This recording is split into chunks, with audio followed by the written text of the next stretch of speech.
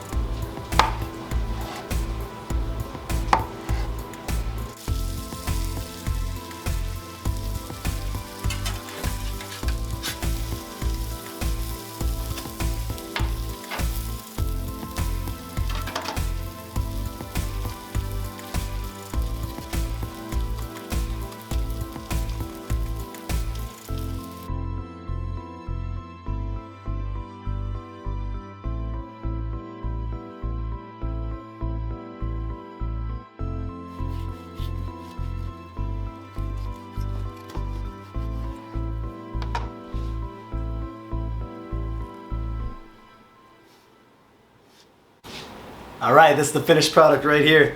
Philly cheesesteak. Got shiitake mushrooms, onions, green pepper, jalapeno, provolone cheese, butter and olive oil.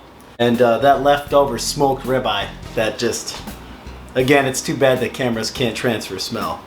On a nice po' boy bun from Cub Foods, and topped off with some fresh avocado, so this should be pretty good.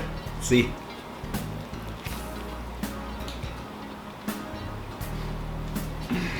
You get the spice out of the jalapeno and amazing creaminess from the avocado. The mushrooms add just a heartiness and a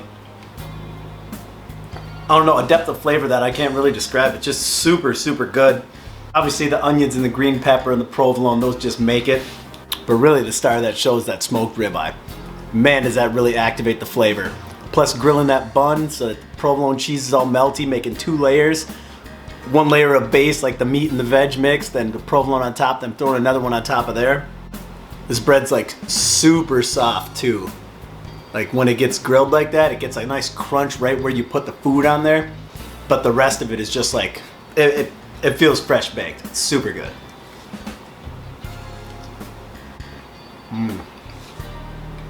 You guys are gonna have to try this one. It's damn good.